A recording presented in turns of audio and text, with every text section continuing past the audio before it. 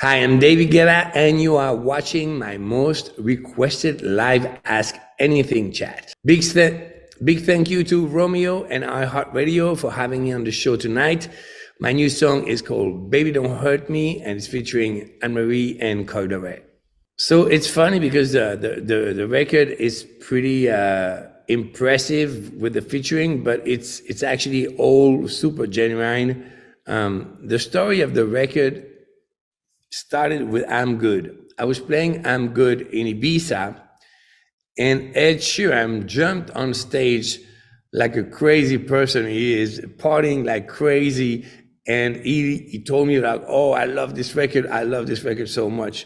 So someone from our common label connected us and said like, what about working together? And we wrote a couple of records, but he had his own album, but he actually wrote the verse of Baby Don't Hurt Me.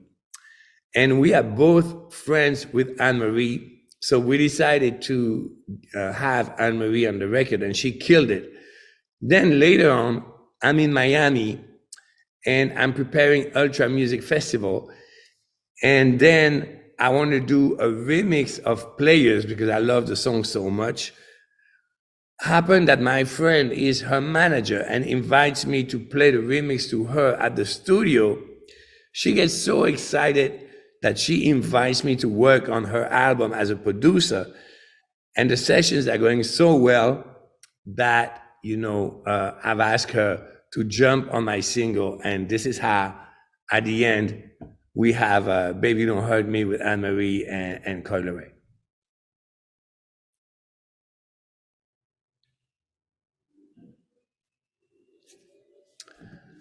Have you won DJ Mag's #1 the most out of anyone? I'm not sure. I won 3 times. I don't know. I think Armin also won 3 times.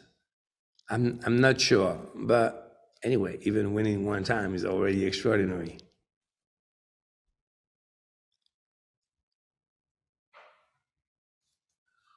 What was the first tape or CD you ever bought? So it was vinyls when I was starting to buy records. I think the very, very first album I bought was Missing from the Rolling Stones. And the first time I've managed to beat match 2 records, I remember that very clearly. I was in my bedroom, I was a kid, and there was no tutorials or YouTube or whatsoever. So I had to figure it out myself. And it was Oliver Chitan, Get Down on Saturday Night, together with Michael Jackson and Billie Jean.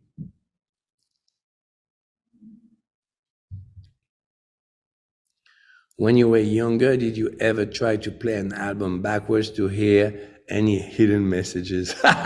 Oh yeah, absolutely. There was this whole trend saying that there was this record from the Beatles that if you play it reverse, it was like a satanic message. I remember that this type of stories. Yeah, that's really funny.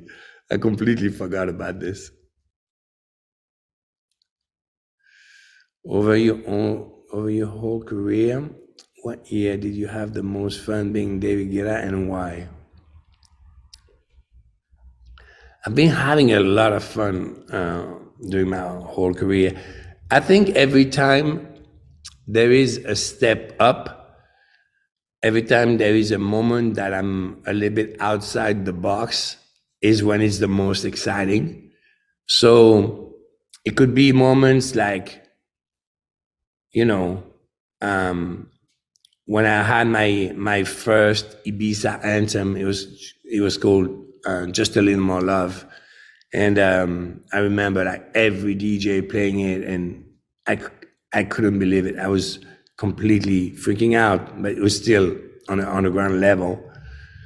Or 2 moments like making I Got a Feeling with the Black Eyed Peas and touring with them, doing stadium tours, and seeing Oprah doing a performance with the record in Chicago. It was just so insane for me when America started to open.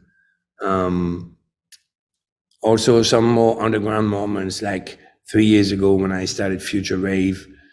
It was really a new sound, and it was fantastic to see the reaction of the people and of the DJ community. And now with I'm Good, it's a whole other magic, because it's such a feel good record. So it's just happiness and positivity.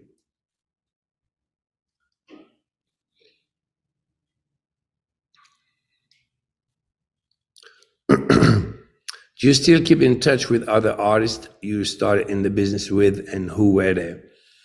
Yeah, of course. DJs that helped me, like Pitong. We still meet from time to time. The guys from Dip Dish, Laurent Garnier, that was like one of the best techno DJ in history. David Morales, that was so influential for me. Unfortunately, Frankie Knuckles is not there anymore, Eric Morillo.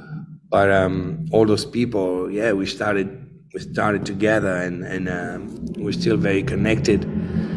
And when it comes to artists, sorry, there's a bike. When it comes to artists, I would say, Sia was someone very, very important in my life, and we still speak and still have projects to work together. I met Kelly Rowland at the grocery shop the last week. Crazy. It was so nice to see her. I'm still a very good friend with Akon and with I Am. Yeah, I keep in touch with everyone. If there was a David Guetta museum, what piece of memorabilia would you contribute? Oof.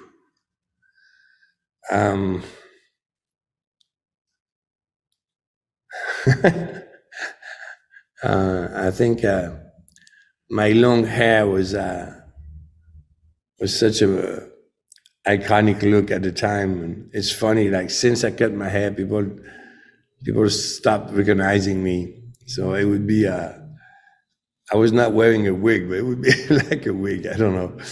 And other than that, oh yeah, for sure. Of SL 1200 techniques from when I was playing vinyls.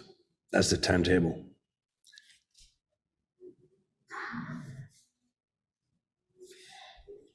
What kind of videos do you like watching on YouTube?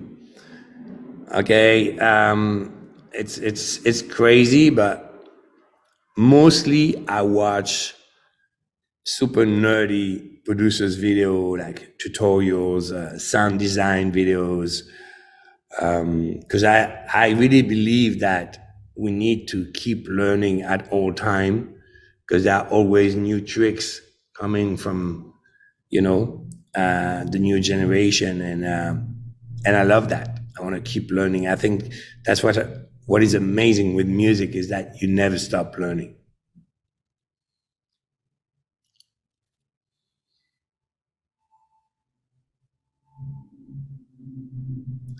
Can you can you be mushy? I need to look up what mushy means. Hold on one second.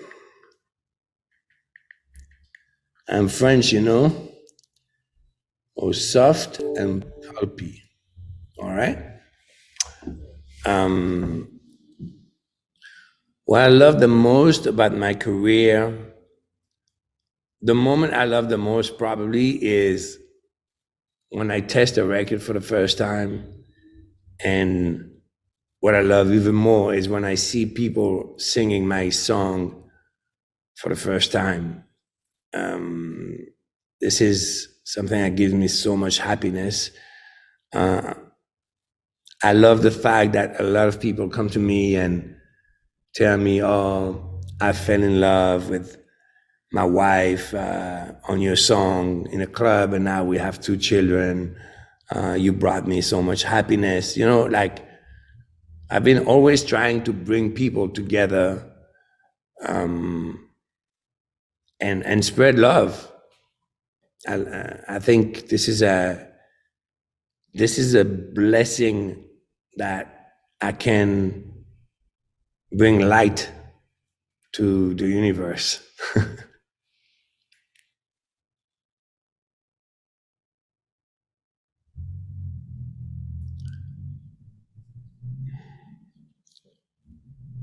What's the greatest compliment you've ever received? Well, actually, that's exactly what I said.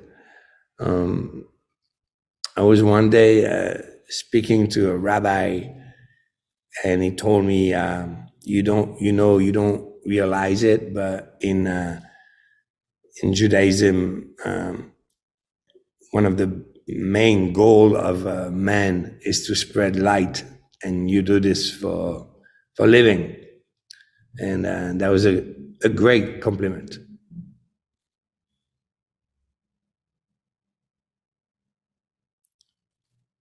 Do you listen to old music? What decade would you consider old? Actually, I only listen to underground music that no one listens to. That is, let's say, music from right now, or super old music that would be from the 60s, the 70s, the 80s. Because I've been a DJ for so long that every dance record in any style, could it be funk, disco, house, hip hop, techno, even reggae, I've played. So sometimes I have to go even older than that to listen to stuff that I haven't played and don't make me feel like work.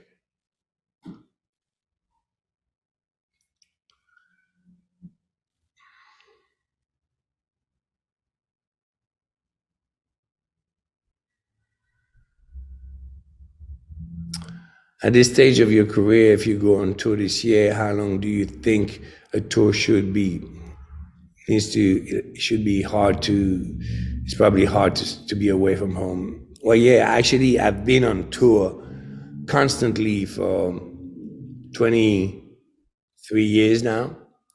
And I'm not gonna lie, it's starting to be a little bit harder because I need to feel home. I need to not feel like I live only out of my suitcases.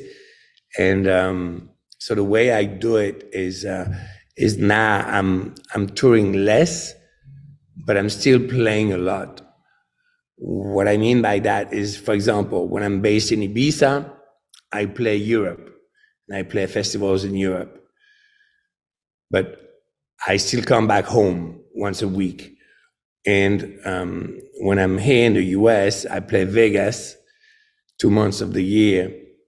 And I still come back home in Los Angeles every week. So this is how I do it so that I don't feel like I don't have a home. So because this was starting to drive me a little bit crazy, you know, I would be with my suitcases for 4 to 5 months nonstop, and living like this all the time, it's a little crazy.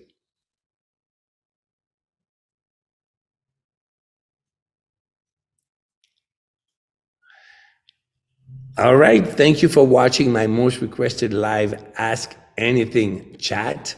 Thank you to Romeo for all of his support. And thanks to Romeo for all of his support.